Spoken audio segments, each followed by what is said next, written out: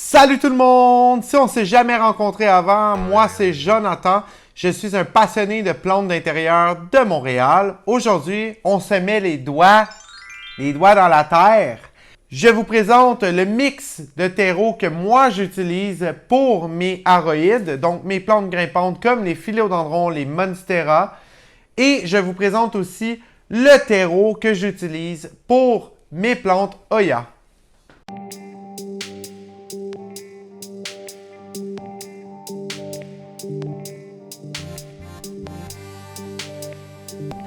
Je sais comment c'est d'être débutant dans les plantes d'intérieur et on se demande toujours, mais en quoi consiste la terre qui est utilisée pour notre plante?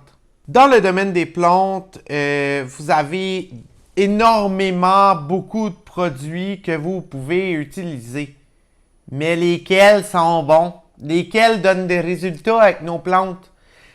Quand on est débutant, c'est un petit peu plus difficile de pouvoir cerner exactement ce que nos plantes ont besoin. Et puis, aujourd'hui, je me suis dit, ben pourquoi pas faire une vidéo sur ce que moi j'utilise pour mes plantes du type aroïde, donc mes plantes grimpantes, et de ce que j'utilise aussi pour mes Hoya. Pour mon mélange des plantes grimpantes du type philodendron monstera, en premier lieu, j'utilise du terreau d'orchidée, du substrat de coco, mais c'est pas fait pour vos petits drinks de plage sur le bord de la piscine avec votre flamingo gonflable. C'est pas un pina colada cette affaire-là. Du charbon horticulturel et de la perlite.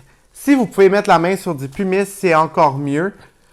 Parce que c'est comme des petites roches, donc elles sont un petit peu plus lourdes que du perlite. Elles sont moins portées à remonter vers la surface quand vous l'arrosez. Parce que quand vous l'arrosez, ça peut remonter à la surface, les perlites. Et on a besoin d'un petit peu de terre. On commence donc dans un plat. Donc, on utilise environ 30% de notre mélange en terre d'orchidée. Terre d'orchidée qui ressemble à ça. C'est comme des petits copeaux de bois. Et puis ça, ce qui va arriver, c'est que ça va faire en sorte que votre terreau est drainant. Donc, les racines ne baignent pas dans l'eau.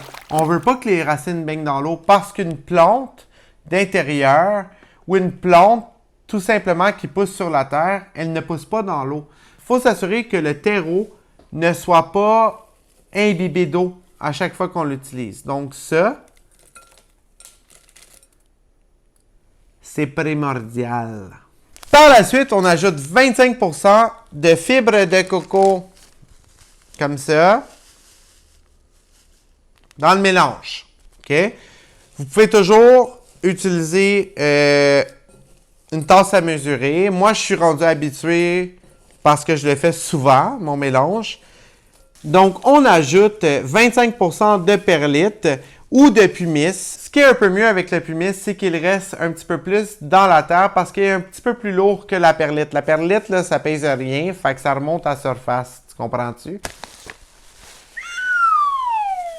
Ensuite, je rajoute un petit 10% de charcoal horticulturel qui va aider aussi avec le drainage, mais qui va aider aussi avec les bactéries dans votre terreau. Donc, c'est plus comme un filtreur dans votre terreau. J'utilise ensuite 10% de terreau normal.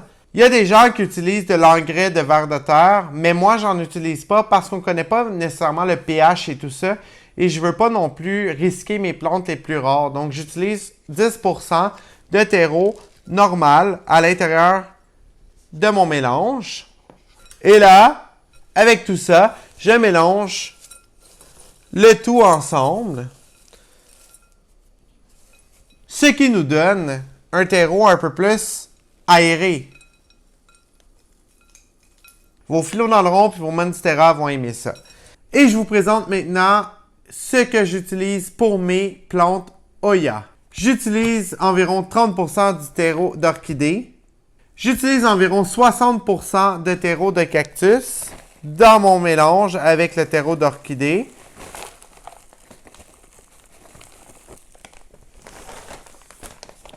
Et pour le 10% final, j'utilise de la perlite pour s'assurer que notre terre soit bien drainée.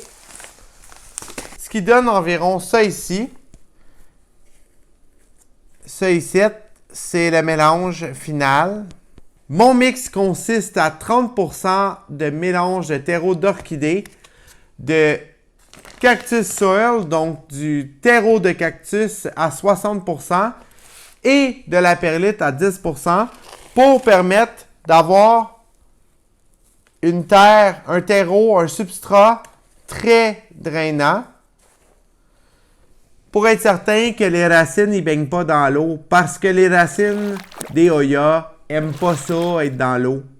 OK? Ils n'aiment pas ça être dans l'eau. Donc, c'est mes conseils pour les terreaux de vos aroïdes, donc Monstera philodendron, et de vos terreaux de Hoya. Si vous avez aimé mon vidéo, vous pouvez aimer mon vidéo et vous pouvez vous abonner à ma chaîne. En attendant, dis-moi donc, toi, ton mix là, pour ta terre de Hoya et de aroïdes, c'est quoi? C'est quoi ton mix? C'est quoi ton mix magique? Je veux le savoir. Donc, on se retrouve vendredi prochain pour mon prochain vidéo. Bye bye! Bonne soirée à toi et j'espère qu'on se revoit la semaine prochaine. Bye!